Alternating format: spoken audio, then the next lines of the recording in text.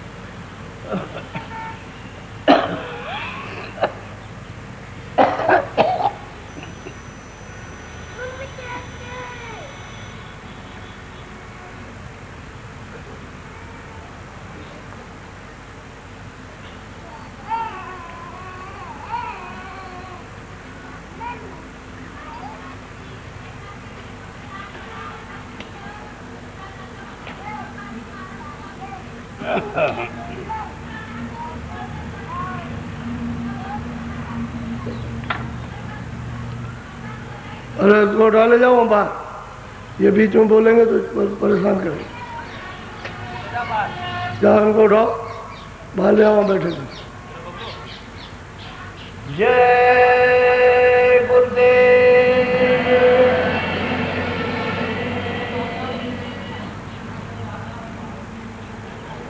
जय गुरुदेव।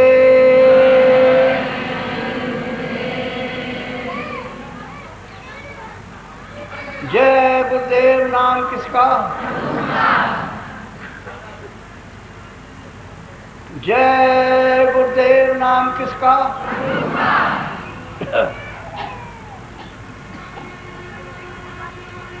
लगाओ मेरी नैया सतगुर पार, लगाओ मेरी नैया।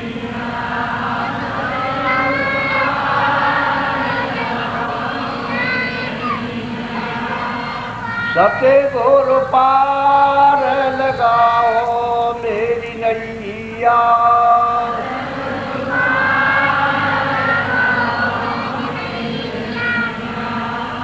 मैं बही जाती जगधार में,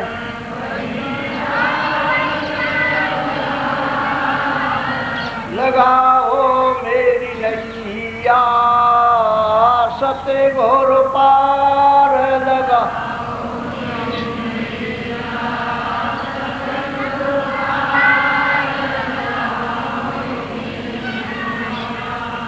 तुम बिन नाही को करियार, तुम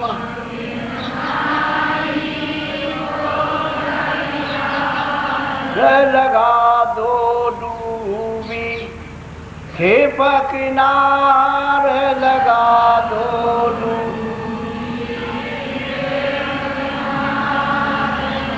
लगाओ मेरी नैया सतगुर पार,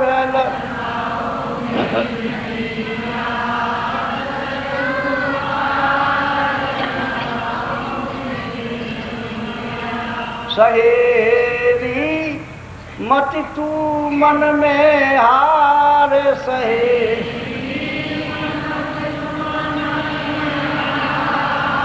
दिखाऊं जग का वार और पार, दिखा।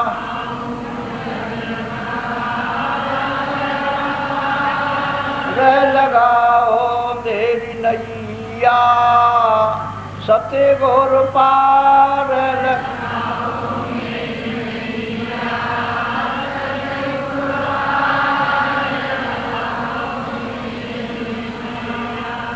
चढ़ाऊं सूरत उलटी धार,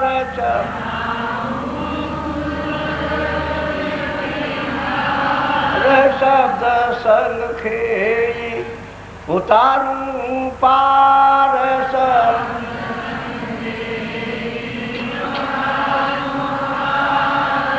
लगाओ मेरी नैया सतगुर पार,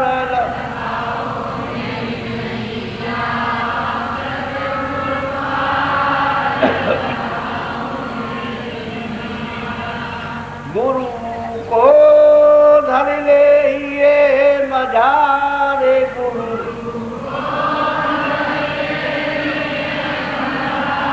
हरे नाम धुन घट में सुने झनकार नाम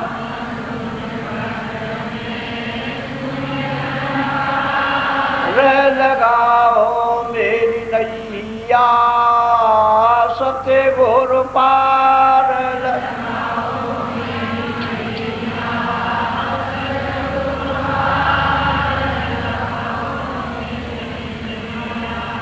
तरंगे उठती बारंबार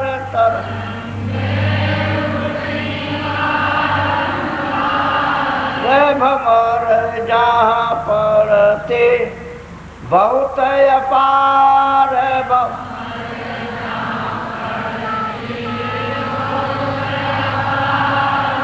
लगाओ मेरी नैया सते गोर पार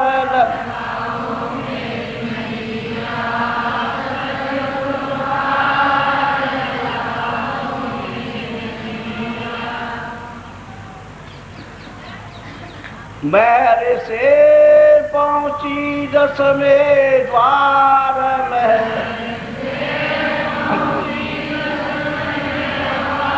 हरे सते गोर दीना बार उतारे सते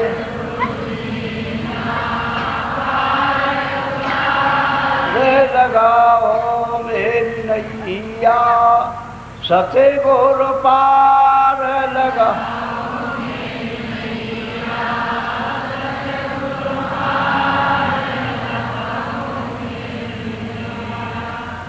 जय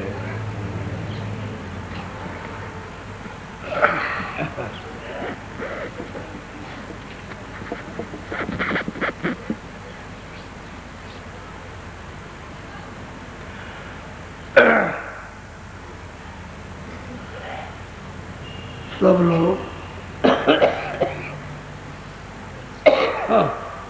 जितने भी जीव जन और जितने भी मनुष्य हैं वो सब ये चाहते हैं कि हमको सबको आनंद मिले, सबकी खोज है आनंद प्राप्त करने, और इसी तरह से इतनी मेहनत करते हैं कि आपको आनंद मिल जाएगा। क्या कांक्षा रखते हैं कि अब मिल जाएगा, अब मिलेगा, अब मिल जाएगा, अब मिलेगा, और आनंद यहाँ पे है। सुख और आनंद और शांति चाहते हैं तो यहाँ तो है नहीं। जो चीज़ इस संसार में नहीं है वो आपको कैसे मिल जाएगी? तो मनुष्य शरीर अनमोल है। एक किराए का मकान है, थोड़े दिन के लिए उसने दिया, और जैसे ही पूरा होगा मकान अपना लेगा, आपको निकाल बाहर कर देगा। ये सब सामान सब पड़ा रहेगा, कोई भी आपके साथ जाने वाला नहीं, और आपको आनंद मिला नहीं, सुख मिला नहीं, शांति मिला नहीं।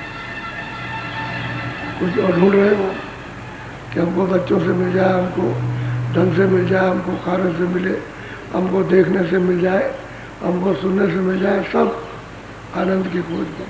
और आनंद इधर रखा हुआ, ये दोनों आँखों के ऊपर ये आनंद का कुआं है, स्रोत है।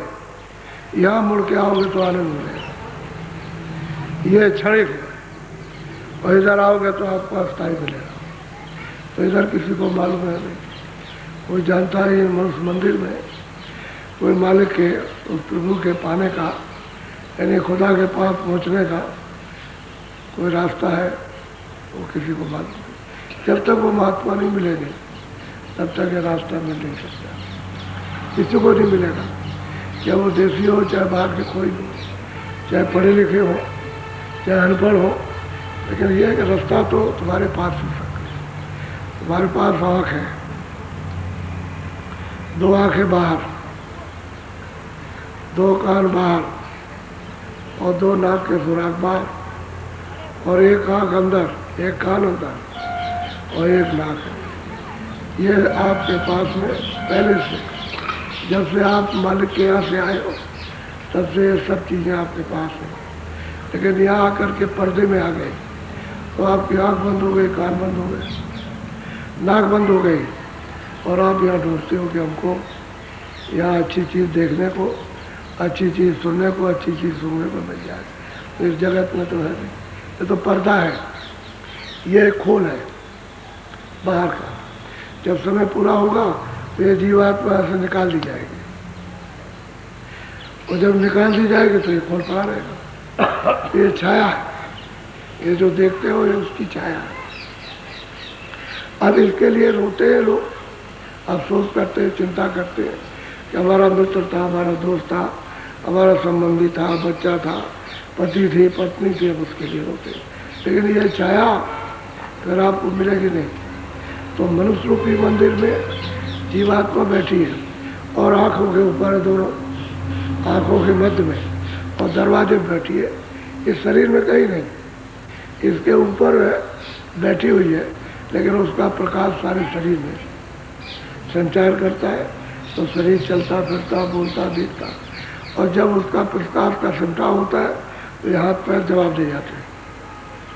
ये चलते नहीं है, ये हाथ हिलेंगे नहीं, ये सब चीज़ें जवाब देती जाएगी आपके पास। तो जब तक उसका संचार है तब तक, जब समय पूरा होता है तो खिंचाव हो जाता है, तो सिमटा हो जाए तो सूरज ऊपर चली जाती, शरीर खोले पड़ा रहता है। तो आप किस लिए आए थे? मालिक को प्राप्त करने के लिए। तो क्यों भूल गए कि बहुत दिन हो गए आपको इसमें लगा दिया कि अच्छा है, बुरा है, पाप है, पुण्य है, इसमें आप करने लगे काम, इसमें आप गंदे हो गए। जब गंदगी जमा हो गई तो हृदय में ये सब गंदगी जमा हो गई तो जीवात्मा बंद हो गई। अब अंधेरा दिखाई देता है, अंधकार। आँख बंद करो तो बिल्कुल अंधकार है, लेकिन ये सफाई हो जाए तो अंदर की आँख बरोबर खुल जाएगी। उसी को तीसरी आँख कहते हैं, उसी को शिवनित कहते हैं, उसी को दिव्य दृष्टि कहते हैं, उसी को थर्ड आई कहते हैं। नेत्र तुम्हारे पास है तो दो आँखें शरीर की, एक आँख जीवात्मा की, तो अब उसका पता नहीं है।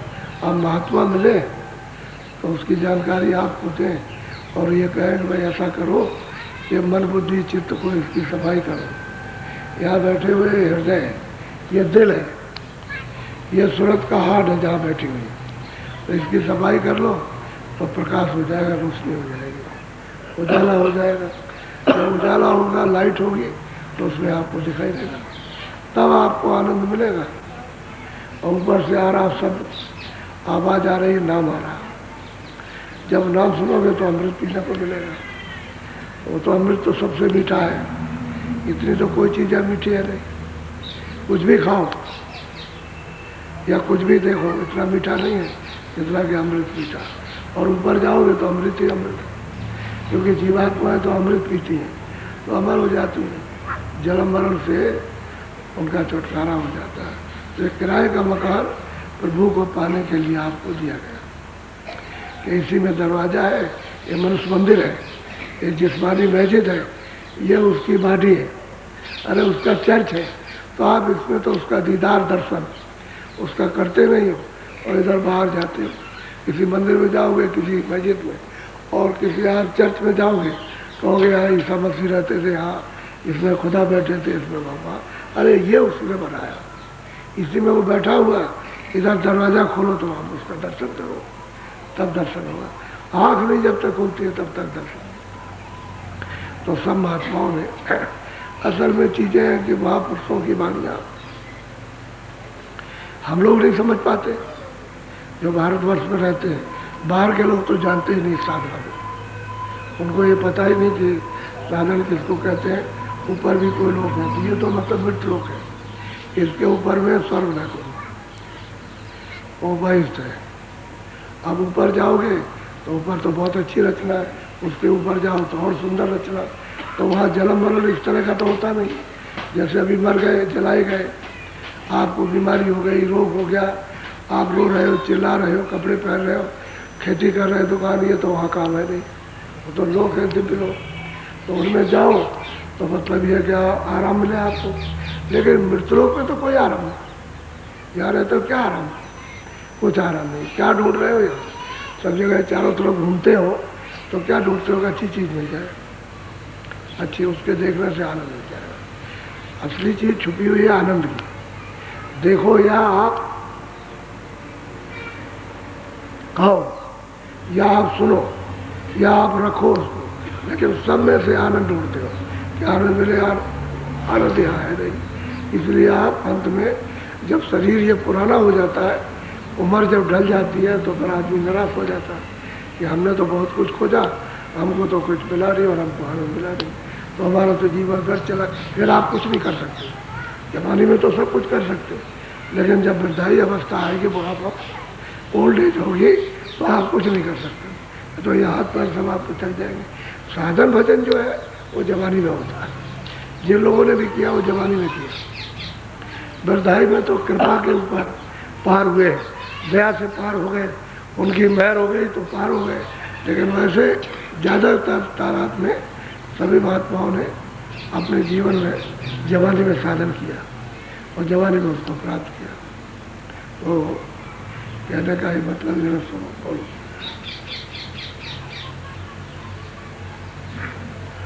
अच्छी तरह से आप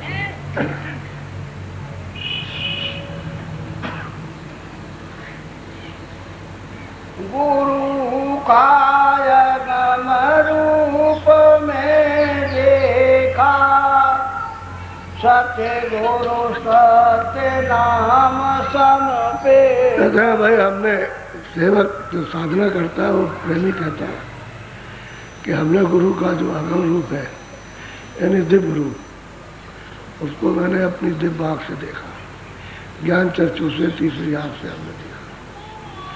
और सूरत वालों शरीर में जो साधन करती है, कहते हैं भाई हमने गुरु का रूप अगम देखा, ऐसा रूप यहाँ नहीं है, ये तो मानव रूप है, वहाँ तो कोई रूप, कोई शरीर तो है नहीं वहाँ। तो कहने मैंने दिव्य रूप देखा, मैंने देखा उसको। अब वो कहती है कि मैंने देखा, तो कहते किसने दिखाया? कहले वो तो गुरु की कृपा हो गई, गुरु ने दिखाया। वैसे तो मैं देख नहीं सकती थी, लेकिन उनकी दया बहर हो गई, तो उन्होंने मुझको वो अपना अगम रूप दिखाया, जिसके लिए वो यहाँ आते हैं, वो दिखाया उसको। बोलो। बल सत्य गुरु अब काल पछाड़ा, कर्म काट सत्य गुरु पर। अब वो सूरत कहती है भाई मुझको किसका बल मिला? सतगुरु का बल। तो जो कुछ भी पाप पुण्य थे, हमारे पाप में जो जमा थे, उनको हमने धो डाला। किसमें धोया? नाम की धार में, शब्द की धार में धोया। जब अनहद वाणी सुनने लगे तो सफाई होती है तन की, मन की, बुद्धि की और चित्त की, अंतःकरण की सफाई होती है। उसी अनहद ध्वनि को सुनकर के सूरत की सफाई होती है। उसी अनहद सुन करके पूरा का पूरा हृदय आपका निर्मल पवित्र हो जाता है, स्वच्छ हो जाता है। कहते हैं भाई मैंने कर्मों को कैसे धोया? गुरु के बल से, गुरु की कृपा से। क्यों? कि उन्होंने नाम के साथ जोड़ दिया, शब्द के साथ में जोड़ दिया सूरत को, तो मैंने साफ धो डाला। अब वो तो मोया है, ये गंदगी पर साबुन कपड़े पर लगा दो तो सब मैल कट करके और पानी में डालो तो धुल जाए ऐसे। तो कह रहे मैंने मोया लगाया इसका नाम का, किसके बल से? गुरु के बल से। उन्होंने नाम भेज दिया और सूरत को नाम से जोड़ा। और धोया कैसे जाएगा? वो जो अमृत आ रहा नाम में, उससे कहते हैं सब कर्मों को धो डाला, स्वच्छ और साफ हो गई। आप जब साफ हो जाएगी तब उसको हृदय में गुरु का आगम रूप देखने को मिलेगा। कौन सा? जो सतगुरु सतलोक में विराजमान है, उनका वो यहाँ देखेगी रूप, कि कैसा रूप है उनका, वो देखने को मिलता है। जब तक आंख नहीं खुलेगी तब तक वो आगम रूप देखने को नहीं मिलेगा। बोलो। सहस कमल का सा सुधारा, ज्योति रूप का दीपक। कहते हैं भाई सहजल कमल।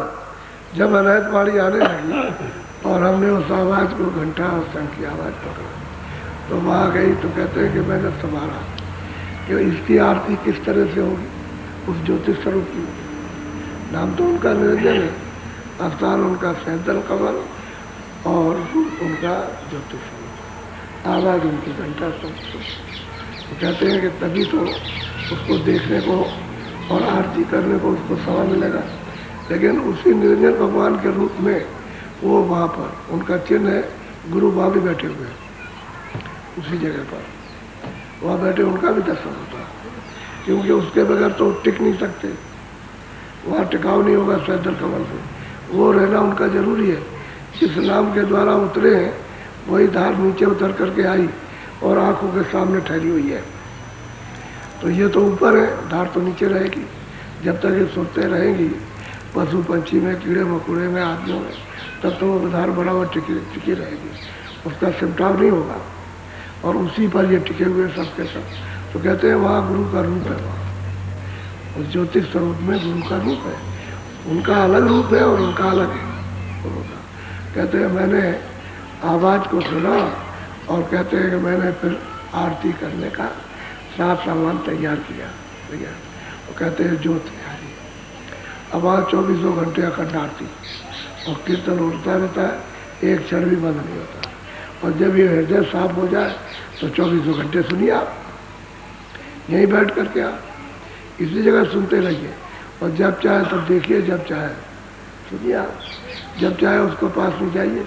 24 घंटे लगातार सो रहे हो तब भी, जाग रहे हो जब भी, आवाज़ जब प्रकट हो जाती है और शुद्धि सफाई हो जाती है, सूरत कर्मों को धो डालती है। जो काल का दिया हुआ ये सब सामान और विधान है, उस भार को नहीं आप अपने ऊपर रखोगे, साफ कर दोगे तो हृदय बिल्कुल निर्मल हो जाएगा।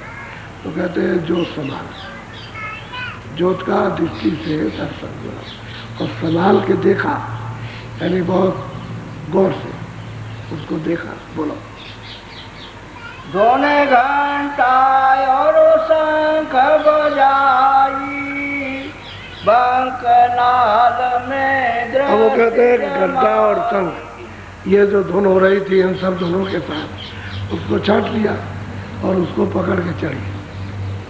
तो घंटे की आवाज़ में खींचने की, जैसे चुंबक में कशिश होती है कि लोहे को यानी मतलब खींचता है, ऐसे उस सूरत को वो शब्द खींचता है। जब सफाई हो जाए तो खींच के अपने मिलाता है, ऊपर ले लेता है, खींच लेता है। कहते हैं कि घंटे की आवाज़ और जब सुन करके और जब सैदल कमल में पहुंची तो शंख की आवाज़ आ रही है। तो ज्योति का दर्शन हुआ तो 3 लोक के मालिक हैं। मुसलमान इन्हीं को खुदा कहते हैं, अपने हिंदू इनको ईश्वर कहते हैं और ईसाइयों की किताब में यही घाट है।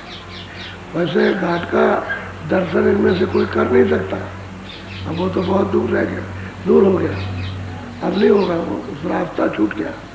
रास्ते पर जब जाओगे तब तो होगा, तो महात्मा मिलेगी उनके पास जाना पड़ेगा और महात्मा मिलेंगे तभी काम होगा, उसके पहले हो नहीं सकता। तो घंटे और शंख इन दोनों की आवाज़ को पकड़ के जब दर्शन हुआ 3 लोग के मालिक का, उस तुरंत ऊपर चली गई, ऊपर खिंचाव हो गया। बोलो दृष्टि समारत मन हुलसाना, गगन मंडल धुन गरज पिछा। कहता है कि भाई दृष्टि को बहुत एकाग्र किया, एक जगह दृष्टि टिक गई, यानी ऐसे नहीं हिलती है दृष्टि तरह, और ऐसे सामने टिक गई, एकाग्र हो गई। क्या दृष्टि को संभाला, एक जगह दृष्टि को टिका दिया और ऊपर की तरफ में चढ़ी।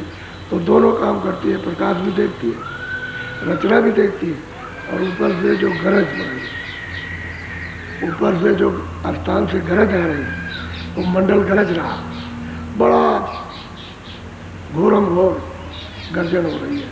यदि ऐसी गर्जन यहाँ तो कुछ है नहीं, बहुत गर्जन हो रही वहाँ से। तो कहते हैं उसको सुना तो उस गर्जन को सुनकर के मन बहुत प्रसन्न होता है, बहुत खुश होता है।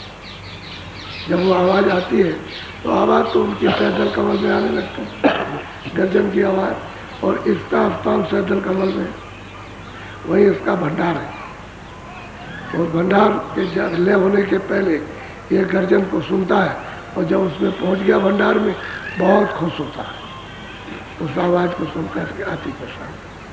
और जब सूरत ऊपर से लौटेगी तो उसी भंडार से फिर इसमें मिल जाएगा कि वो इसी में से अभी नहीं रुकेगा, जाएगा आएगा। जैसे सूरत ऊपर जाएगी नीचे आएंगे, ऐसे ही मन इसी तरह से अपने भंडार से बुद्धि, इसी तरह से चित्त, इसी तरह से अहंकार सब उसमें जाएंगे और अपने में आ जाएंगे लौट कर।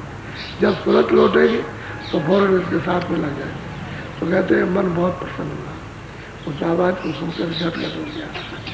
ऐसी आवाज़ हमको सुनने को पड़ेगी क्योंकि सारा मंडल गरजता है, पूरा का पूरा ब्रह्मांड ही पूरा गरज रहा।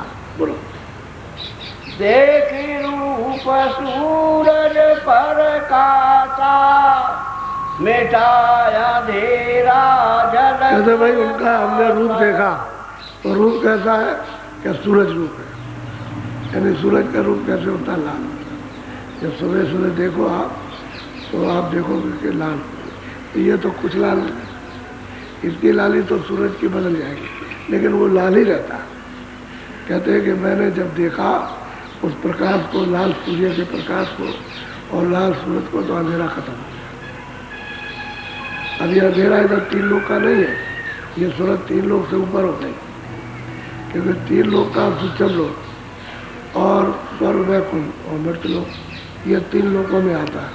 तो सैदल कमल कहते यहाँ के 3 लोगों के मालिक, सैदल कमल में निरंजन भगवान और ऊपर में ब्रह्म बैठे हुए। तो कहते हैं कि मैंने उसको देखा अपनी आँख से, उस रूप को, तो कहते हैं लाल है, लाल। तो कहते हैं अंधेरा चला गया, अब अंधेरा नहीं, और पूरा मंडल गरज रहा है, पूरा का पूरा। इतनी मधुर, इतनी मीठी, इतनी आनंद है, ऐसे चुभने वाली, चिपकने वाली आवाज़, इतना प्रफुल्लित करने वाली उसकी आवाज़ है, इतना जोर से गरजता है। और उसी में से मृदंग बज रहा, मृदंग हर वक्त बजता है। ऐसा मृदंग सुहावना किया तो ऐसा मृदंग कोई बजाना जानता नहीं, बजाना है भी नहीं, न ऐसे बादल गरजते। अब वो सूरत देख रही है कि मैंने गुरु का अगर रूप मैंने देखा, तो यही चर कमलों में ये देख लेती है कि शीशा जो दर्पण है उसमें, उसी को आत्मदर्शन कहते हैं। लोगों ने पहले, योगियों ने आत्मदर्शन कहा और संत उसको चरण कमल कहते हैं। तो दर्पण है, उसमें देखते हैं ऐसे, तो नीचे का सब दिखाई देता है नीचे का उस शीशे में, और अपना वास्तविक चेहरा सूरत का है वो उसी दर्पण में दिखाई देता है। तब पता चलता है कि गुरु का किस प्रकार का आगम होता है। तो कहते हैं अरे भाई मैंने दरवाजे पे देखा, आँख खुली, प्रकाश हुआ, उजाला, दृष्टि खुली, तो मैंने उसको देखा। अब चल रही है आगे, अब चलेगी आगे की तरफ, तो बढ़ रही है। तो जब त्रिकुटी में निकट में पहुंची तो घर जाऊंगा। कहते हैं जब हमने दर्शन किया उनका तो लाल सूर्य है और नाम उनका ओम है, आवाज़ उनकी बादलों की तरह और मृदंग, रहने का स्थान त्रिकुटी, यह है ओम का पद, इसी को ब्रह्म कहते हैं। नीचे ये निरंजन का स्थान है, सैदल कमल, इनको ईश्वर कहते हैं, इनको खुदा कहते हैं, काट कहते हैं, वह उनकी भाषा में है, वैसे ईश्वर कहते हैं। नाम इनका निरंजन है, ज्योति स्वरूप है। आपके सब पुस्तकों में आया हुआ, जो नीचे की पुस्तकें हैं जिसमें है उसमें जिक्र दिया है, लेकिन उस ज्योति का जिक्र नहीं दिया। जो नीचे 4 ज्योति और हैं उसका जिक्र दिया हुआ, उनका जिक्र नहीं आया वेदों में। उन्होंने कहा हमने नहीं देखा, जिन्होंने वेद लिखे उन्होंने कहा हमने उसको नहीं देखा, जो हमारा पिता है हमने नहीं देखा। माता को तो देखा है, माता शक्ति को, लेकिन उनको नहीं देखा। नीचे 4 ज्योति और हैं उनका दर्शन किया, उसका तो इशारा किया, लेकिन जो सैदल कमल में उसका इशारा नहीं किया। और सूरत जो संतों के जरिए से, वसीले से, उनके मतलब यह कि दया से, उनकी अनुमति से मार्ग से जाती है, तो इनका दर्शन करती है, साफ देखती है। बहुत बड़ा सैदल कमल है, कहने को तो छोटा मालूम होता है। अब आपको उसका अनुमान क्या कराए? सूरज इधर से निकलता है, इधर डूबता है, इसके लाख हिस्से कर दिए जाए तो उससे भी बड़ा उनका शरीर है, इससे भी बड़ा ये शरीर, यानी इतना बड़ा है उनका शरीर। और सैदल कमल में बैठे हुए, उनकी क्या तारीफ की जाए? तारीफ करने की कोई चीज़ हो तो तारीफ की जाए, अब इशारा किया जाता है। तो अब ये कोई आदमी सोच भी नहीं सकता कि भाई उनका इतना शरीर जिस्म है, इतना बड़ा उनका जिस्म है, तो इतनी ऊंची मंजिल पर बैठे हैं, तो उनके सामने तो ये कुछ भी नहीं। उसी बूंद का, यानी उसी बूंद की कण का ये सब पसारा है। ये जो कुछ भी है देख रहे हैं, उसी बूंद की कण का पसारा है ये। वो तो बहुत बड़ा, उसका देश तो बहुत बड़ा। बोलो।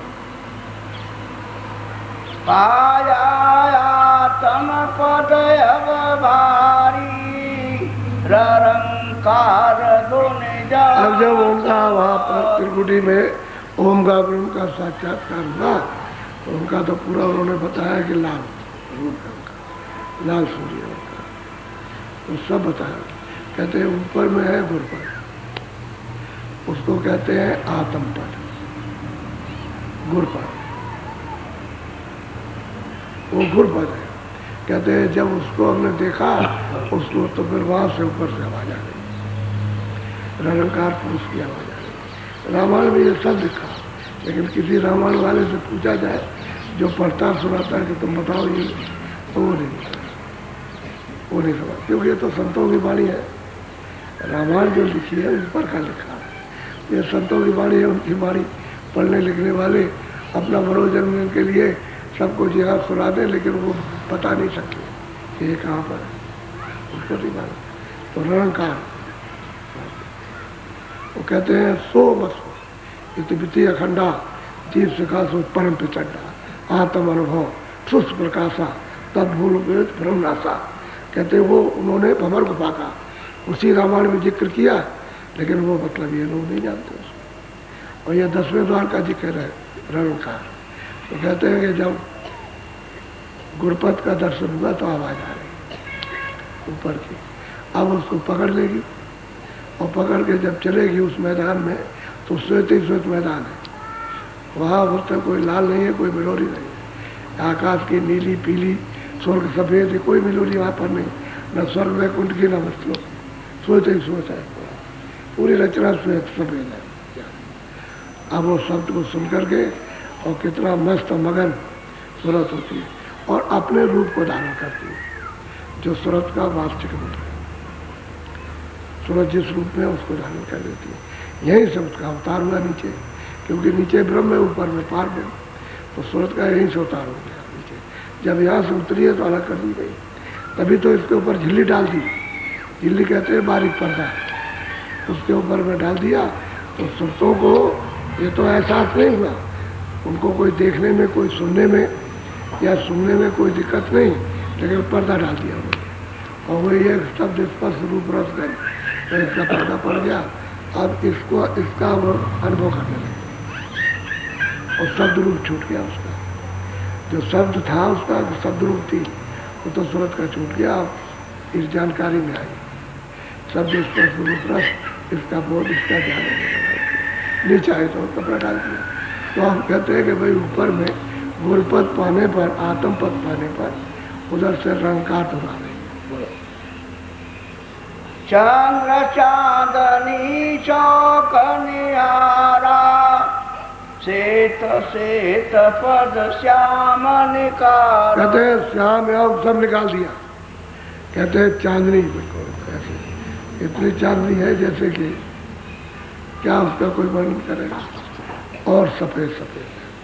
वहाँ कोई कहे कि भाई कोई श्याम होगा, काला पीला, कोई सुर, कोई लाल होगा, सब रचना ही सफेद है। पार ब्रह्म की पूरी रचना सफेद ही सफेद है, श्वेत श्वेत है रचना। अब सूरत मतलब ये शब्द को पकड़ के जाती है। तो जैसे ये चलेगी तो कहते हम तो उसको देख रहे हैं, उस चांद चौकनी को, चांद को, उसका चांद का ही रूप है, शीतल रूप है, ठंडा गर्म रूप है, ठंडा गंभीर प्रकाश से छटका नहीं है। इनका तो सबका छटका है, झिलमिला प्रकाश है और उसका बदा हुआ गंभीर है। उसमें मतलब यह आंखें तिलमिलाती नहीं है। इनके प्रकाश में तो तिलमिला जाती, उनके प्रकाश में नहीं तिलमिलाती। गंभीर स्थिर और श्वेत है। कहते हैं हमने उसको निहारा, निहारने कहते हैं देखा उस अंदर को। तो जब चलेगी आगे की तरफ में तो वही मतलब ना कहीं पर तो मानसरोवर बहुत झील कहो तालाब कहो बहुत बड़ा, उसमें सुरते सब नहाती है जाने वाले, वहाँ जो रहती है वो भी स्नान करती है। अब ये जाएगी नहाएगी तब उनका रूप पकड़ेगी, जो और सुरते रहती है हंस रूप में तो फिर वो हंस रूप हो जाएगी नहाने के बाद में। जब तक उस तालाब में नहाएगी नहीं तब तक उनका रूप नहीं निकलेगा सफेद श्वेत, जैसा वहाँ की सुरतों का रूप फिर वैसा ही इस सूरत का जो यहाँ बैठी है उसका भी निकल जाएगा उसी तरह का सफेद रूप हो जाए। तब इसमें कितना प्रकाश होता है, ब्रह्म से ज्यादा सूरत का प्रकाश और ईश्वर से ज्यादा सूरत का प्रकाश, इतना प्रकाश इसमें होता है। इसलिए तो इनकी शक्ति बढ़ जाती है, विशाल हो जाती है सूरतों की। तभी तो साधकों ने बयान किया कि इस शक्ति के सामने कोई टिक नहीं सकता। तभी तो महापुरुषों को इतना वर्णन किया है कि इनको कोई पहचान नहीं सकता, कोई जान नहीं सकता कि क्या है। जो जानेगा वही पहचानेगा, वही समझेगा और बाकी लोग इसको नहीं समझ सकते। इतना प्रकाश है। अब यही सूरतें उठ करके वहाँ पहुँच जाए तो इनमें भी वही प्रकाश हो जाता है। अब वहाँ से उतर के आइए, वहाँ उतरती चली आई प्रकाश कम होता है, सूरतों का प्रकाश कम हो गया क्योंकि धार छूट गई। शब्द की जब धार छूट गई तो प्रकाश कम हो गया, नीचे आ गई तो बस धार से अलग हो गई तो इनका प्रकाश छोटा सा थोड़ा सा रह गया, वो भी पर्दों में मिल गया तो चीड़ हो गई। अब ये निवल हो गए। अब अगर ये धुलाई हो जाए तो इनको ताकत मिल जाएगी, साफ हो जाएंगे तो शब्द को जल्दी से ये पकड़ेंगे तो शब्द के धार के साथ फौरन ताकत आएगी, शक्ति आएगी और रोक नहीं सकती। तभी ये मन पर छा जाते हैं, फिर मन बुद्धि चित्त कुछ कर नहीं पाते। जब इसका अधिकार हो जाएगा तो मन बुद्धि चित्त इसके बद पे रहेंगे, और जब ये कमजोर है तो मन और बुद्धि और चित्त को घसीटे फिरते। तो वहाँ जब गई तो स्नान किया, दर्शन तो दूर से हुआ, चांदनी चौक का दर्शन तो पहले हुआ और जैसे ही प्रवेश हुई तो नाके पर फौरन मानसरोवर आना किया। तब फिर बोलो एकट कसुरति लगी वही द्वारे, हंस जूठ बहु लगे पिया। कहते एक टक होकर के दृष्टि देखते उस दरवाजे पर तो जूत के जूत झुंड के झुंड बेशुमार। तुम वहाँ अगर लाखों वर्षों तक करोड़ों वर्षों तक उनको गिनते रहो तो नहीं गिन सकते। इतने जूत, इतने झुंड है, जूत कहते हैं झुंड के झुंड। तो एक टक होकर के उनके उस रूप को निहारती है, देखती है कि उनमें कला छटा, उनमें कौशलता किस तरह की रचना करने की समझ। तो अचंभित रहती है क्योंकि वो तो बहुत दिनों के बाद जा रही, उधर से आई है जब से, तब से तो उधर गई नहीं। तो गुरु ने ऐसी कृपा और दया की कि घाट पर बैठा करके और धीरे धीरे उसको निकाल के ले गए। सब जगह से लिए जा रहे हैं। अब उसको काल का क्या डर है? जब अपना रूप धारण कर लिया तो काल की हद से परे निकल गए। अब ये भव सागर का पुल पार हो गई, अब इस पे नहीं आ सकते। जन्म मरण में इसमें नहीं आएंगे। बोलो सतगुरु पूरे लीलाधारी, आरत कर मन विवसा भाव। कहते हैं भाई वो सतगुरु है वहाँ पूरे, तो वो कहते हैं कि पूरे रूप उनका दर्शता दिखाई, क्योंकि वो पिया पद है। ये गुरुपद है तो गुटी में वहाँ पिया पद 10वें द्वार में, और सदगुरु पद है सच्चा जो वास्तविक उनका विस्तार का जो रूप है वो तो सतलोक में देखने को मिलता है। लेकिन यह है कि उनका जो रूप है छोटा सा, जिसके द्वारा देख करके आगे चलेगी, वो पिया पति है, वो आती है, देखती है और बल लेकर। अब इस स्थान पर रचना में सूरत आगे चले पीछे, तो गुरु महाराज अगर न चले आने जाने वाले तो ये जा नहीं सकते, यही रुकी रहेगी, आगे नहीं जाएगी। कितना मतलब ये महा आनंद स्थान है, उसी में फंस जाएंगे, नहीं जा सकते। तो वो जब मिल जाते हैं कि उसका उनसे प्रेम किया या, तो जब प्रेमी मिल जाएगा तो आगे चले जाएंगे। हमारे साथी तो ये है जो हमको यहाँ तक ले आए, चलो आगे चले जाए। अच्छा, उनका रूप और तेज है, उनका प्रकाश और रूप और मतलब ये और भी तेज, तो फिर सूरत उसी को देखने लगती है। ये रूप उसके सामने वहाँ का फीका हो जाता तो आगे चल देती, तब छोड़ती है। जब तक रूप का दर्शन गुरु का नहीं करेगी तो आगे उसको छोड़ नहीं सकती। अब कहते हैं कि हमने उसको देखा, उसको भी देखा 10वें द्वार में पार्वती को, उसका भी दर्शन किया, उसकी आवाज़ को सुना, वहाँ मानसरोवर में स्नान किया, जूथों में मिल गई, वहाँ के अद्भुत रूपों को देखा और खुद उस रूप की हो गई। ऐसी चढ़ाई होती है, तो धीरे धीरे धीरे धीरे धीरे धीरे उसको चढ़ती। अब इसमें लोग बैठे हैं और भी सत्संगी है, तो सबकी साधना एक थोड़ी हो जाती है। कुछ चल रहे हैं, कुछ आगे बढ़ रहे हैं, कुछ और बढ़ रहे हैं, कुछ ऐसे बढ़ रहे हैं, सबका अलग अलग। तो कहोगे एक ही साथ बैठ गए ऐसे चले जाएंगे, ऐसे नहीं, अलग अलग। कुछ कोई देख रहा, कोई चीज़ सुन रहा, कोई बढ़ रहा, समझ गए। और फिर यह किसी को कहोगे दरवाजे पर बैठ करके तुम भजन करो, ध्यान करो, तो कोई नीचे उतरा, नीचे भाग आया, क्या हमसे नहीं बैठा जाए, तो सब तरह के लोग हैं। लेकिन धीरे धीरे लगे रहोगे, लगे रहोगे, लगे रहोगे और बात वचन पकड़ते रहोगे और उसका ध्यान और उस अमल जब करते रहोगे तो दरवाजे पर बैठ जाना, तो दरवाजे पर काम होने लगता है। इस तरह से सुनते जाती है। तो इनको बैठा लिया, अब वो चिल्ला रही कि गुरु की क्या कृपा हुई, वो दया हो गई कि उन्हीं की दया से सब देखने को मिल रहा। और जब ये पहुंच जाएगी आगे, ये महाकाल पद में पहुंचेगी, वहाँ फिर सतलोक में पहुंचेगी, सब वर्णन करेगी। क्या मैंने ये देखा, ये देखा, किसने दिखाया, गुरु को दिखाया, गुरु की बात। कोई आदमी पूछे भाई आपको किसने रास्ता बताया, तो हम तो सीधा ही कहेंगे, कोई हमको किसी मुहूर्त में थोड़ी, और गुरु मनुष्य शरीर में मिले, उन्होंने बताया रास्ता, उन्होंने कहा कि ऐसा करो इस तरह से, तो उसको किया गया।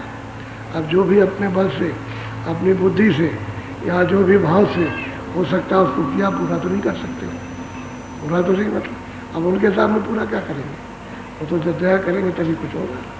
और तब भी है साधक अपने को ये कहता है मैं कुछ नहीं, मैं तो कुछ नहीं हूँ, मैं तो मतलब ये सबसे छोटा और अधीर हूँ के, और वही सर्वशक्तिमान है, दयावान वही।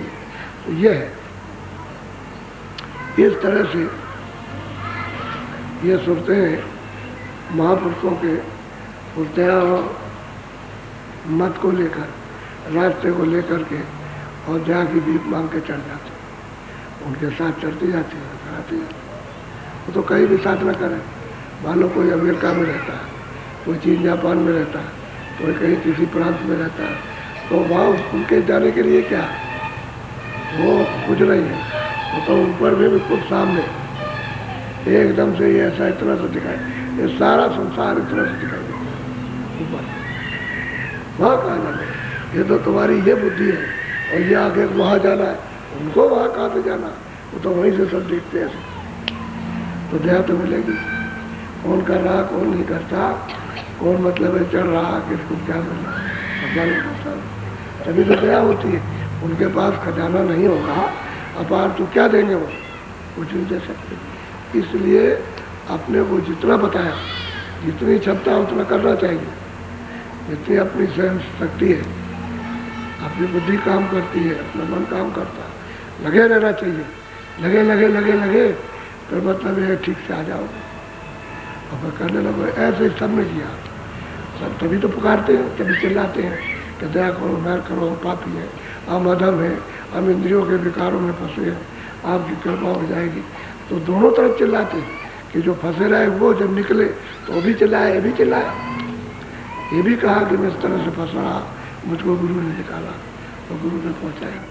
तो भाई घाट है, घट का अंतर घाट है, दोनों आंखों के ऊपर में सूरत हुआ बैठी, इसी घाट से चलना है, यहीं से डोरी को पकड़ना, वो सत्य की डोरी है, यहीं बैठना सीख जाओ तो मतलब यहीं से आँख खुलेगी, यहीं से कान, यहीं से नाक खुलेगी, तो वो तो ऊपर सूंघने को मिलेगा, वहाँ तो सुगंधी है, भरपूर सुगंधी है उधर, यहाँ तो सुगंधी कुछ भी नहीं है।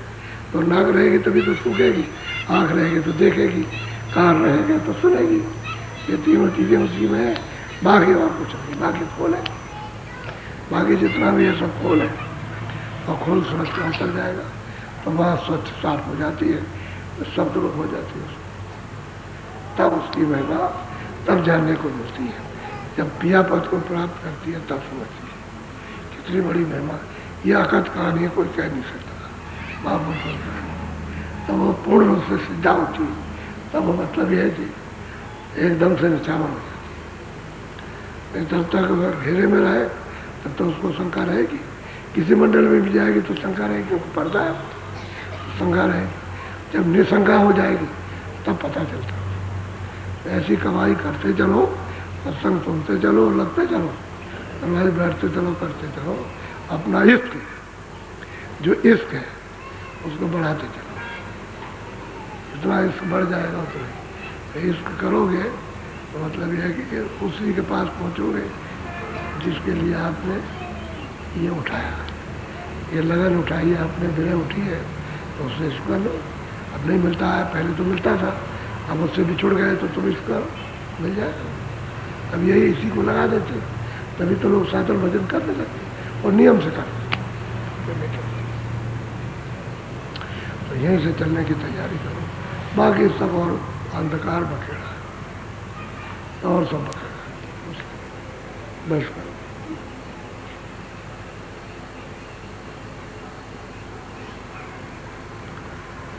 आज थोड़ा सा पहले बैठ गए, आधा घंटा पहले, इसलिए कि बहुत से लोग जयपुर से आए तो जाने वाले हैं। उन्होंने कहा कि हम सत्संग सुन के जाएंगे, तो सत्संग हो गया। अब आप लोग जयपुर वाले उठो, वो जो बैठे हो, जो जाने वाले हो तो चले जाओ, मैं इनको भजन पे बैठाऊंगा, बाकी लोग यहाँ भजन करेंगे थोड़ा सा। उठ जाओ जयपुर के लोग जाने वाले, उठ जाओ। अच्छा, बाकी लोग भजन पे बैठ जाओ, बाकी लोग भजन पे बैठो, बैठ जाओ थोड़ा भजन पर।